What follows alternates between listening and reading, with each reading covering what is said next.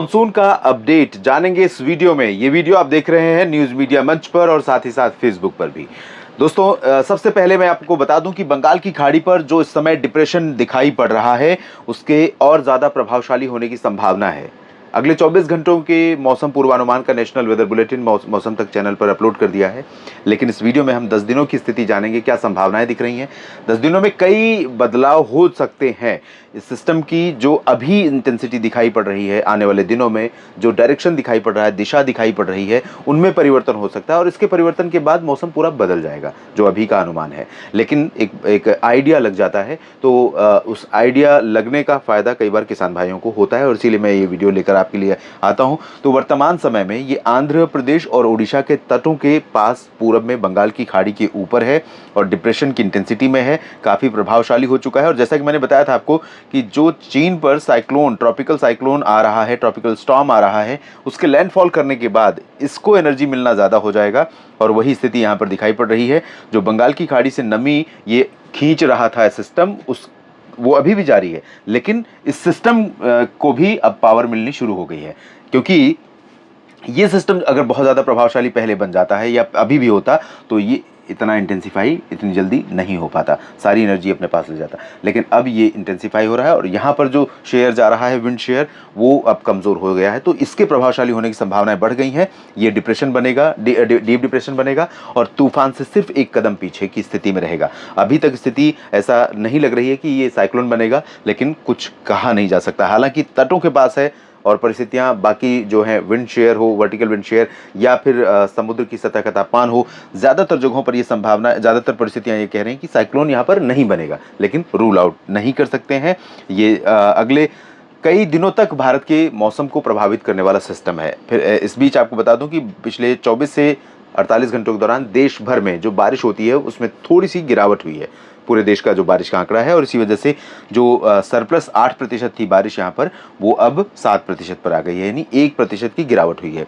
1% गिरावट का मतलब आप समझ रहे हैं, 24 घंटों में 7.5 मिलीमीटर वर्षा देश भर में होनी चाहिए, तब जाकर 1% बढ़ेगा, 7.5% एक्स्ट्रा। और इस समय लगभग 6.5% आमतौर पर बारिश एक दिन में होती है। और पूरे भारत की स्थिति आप देख ही रहे हैं, यहाँ पर 26% फिर से हो गया है बिहार का बारिश में कमी का अंतर, और पूर्वोत्तर भारत में अरुणाचल और नागालैंड, मणिपुर में कमी बनी हुई है 26, 31, और इधर 22% की कमी बनी हुई है। बहुत ज़्यादा अंतर नहीं है, लेकिन अंतर पंजाब में है 24% का, जो बड़ा अंतर है 21% का अंतर जम्मू कश्मीर और हिमाचल में 21% का अंतर है। तो ये जो अंतर है ये बहुत सिग्निफिकेंट है, बहुत मायने रखते हैं। बाकी जगहों पर सामान्य से अधिक वर्षा हुई है। राजस्थान 58% अधिक वर्षा वाला राज्य है, गुजरात 50% अधिक वर्षा वाला क्षेत्र बना हुआ है, और इसी तरह से 41% तेलंगाना में, 46% आंध्र प्रदेश में, तमाम जगहों पर बारिश अच्छी खासी हो चुकी है अब।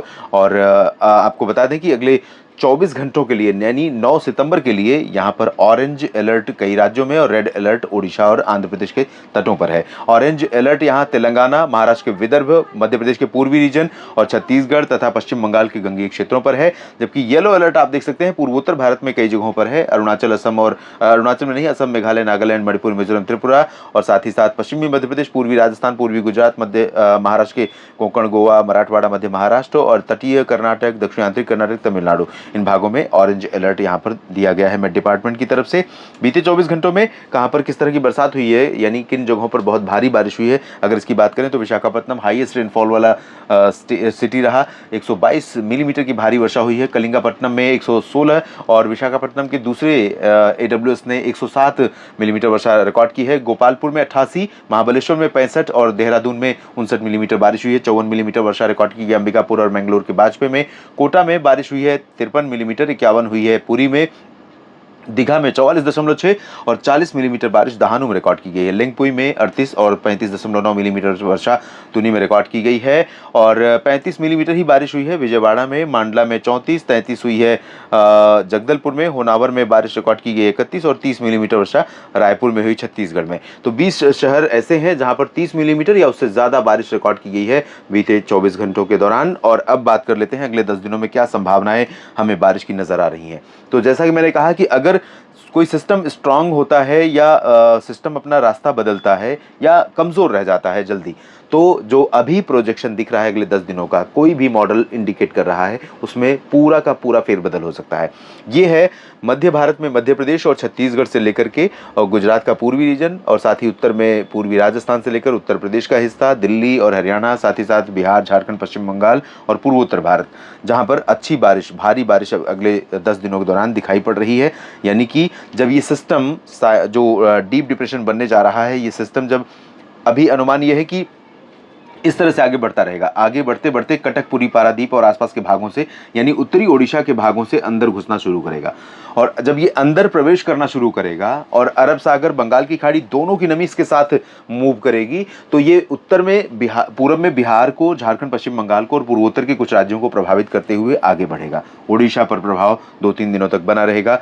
छत्तीसगढ़ 2 दिन तक कम से कम, छत्तीसगढ़ उसके साथ प्रभावित होगा, मध्य प्रदेश प्रभावित होगा, उत्तर प्रदेश पर इसका प्रभाव दिखाई देगा, और महाराष्ट्र में विदर्भ, मराठवाड़ा, उत्तरी मध्य महाराष्ट्र, उत्तरी कोंकण, गोवा पर प्रभाव रहेगा। गुजरात के पूर्वी रीजन, राजस्थान के तमाम इलाकों और उत्तर प्रदेश के तमाम हिस्सों पर इसका प्रभाव दिखाई पड़ेगा। तो कई जगहों पर तेज हवाएं चलने, बारिश होने, लाइटिंग, थंडरस्टॉर्म होने की घटनाएं हो सकती हैं। इसलिए अगले 10 दिनों के दौरान अभी अलर्ट पर रहिए। मानसून अभी वापस नहीं लौट रहा है, अभी और बारिश देने वाला है। इस वीडियो में अभी इतना ही।